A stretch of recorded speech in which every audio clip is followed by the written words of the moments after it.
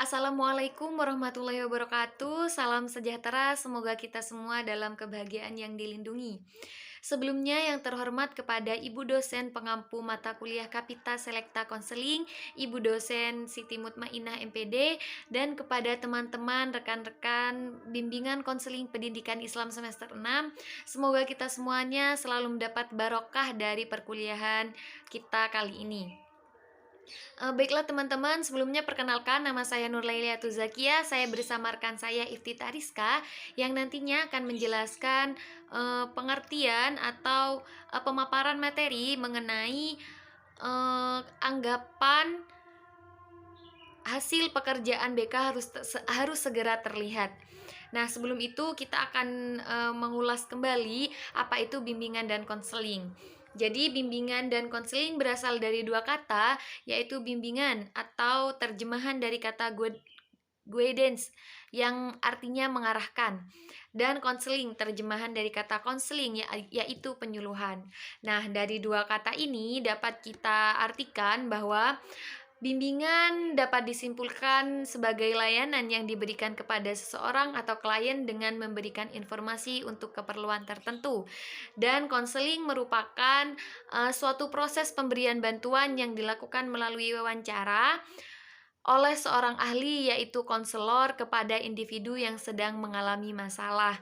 Jadi bisa kita garis bawahi bahwa bimbingan dan konseling adalah suatu proses pemberian layanan kepada individu atau klien agar dapat memecahkan suatu permasalahan yang dimilikinya.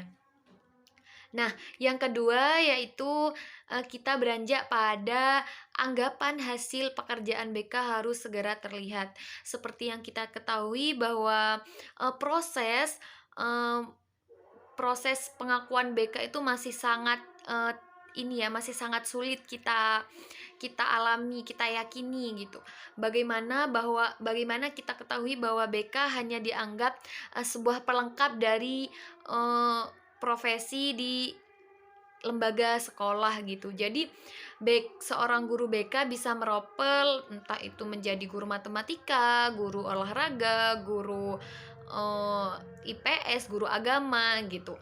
Jadi padahal sebenarnya program atau profesi BK ini harus dilakukan oleh orang yang memang benar-benar profesional dan sudah mahir pada bidangnya.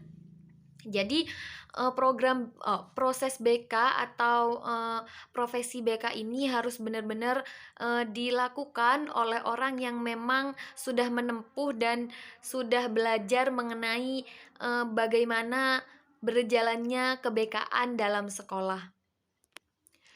Karena permasalahan utama kita yaitu timbulnya kekeliruan persepsi ini, maka langkah pertama kita yaitu harus dapat mengubah persepsi ini dari kalangan masyarakat maupun siswa agar sesuai dengan hakikat bimbingan dan konseling itu sendiri.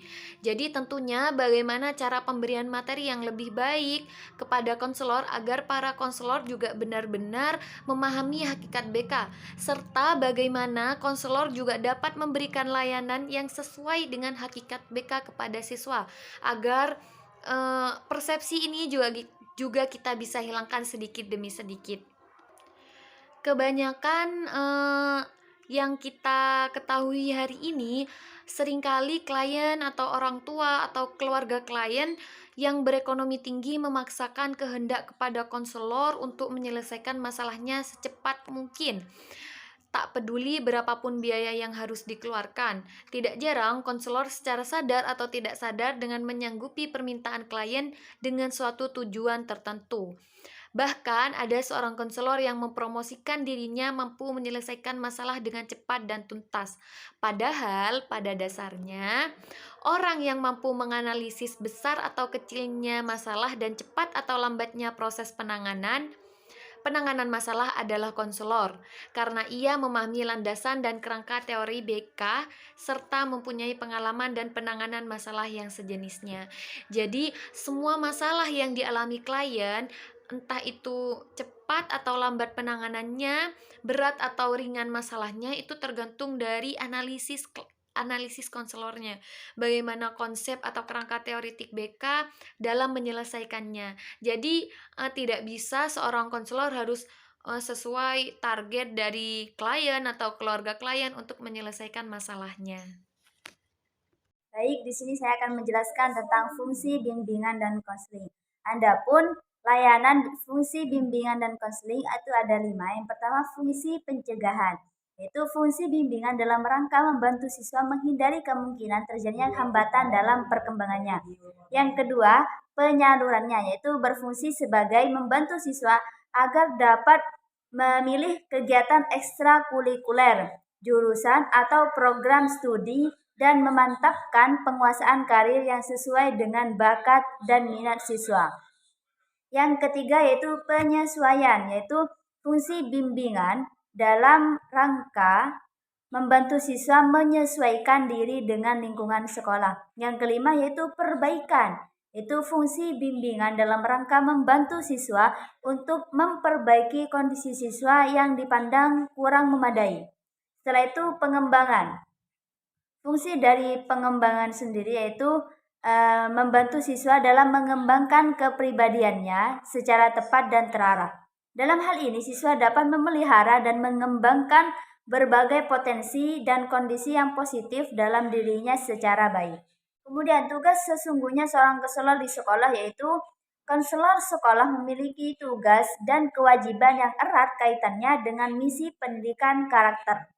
Hal ini dapat dilihat dari bidang gerakan bimbingan dan konseling yang mengandung pengertian bahwa konselor adalah tinjauan dari fungsinya memiliki tugas dan kewajiban yang tidak dapat dihindarkan.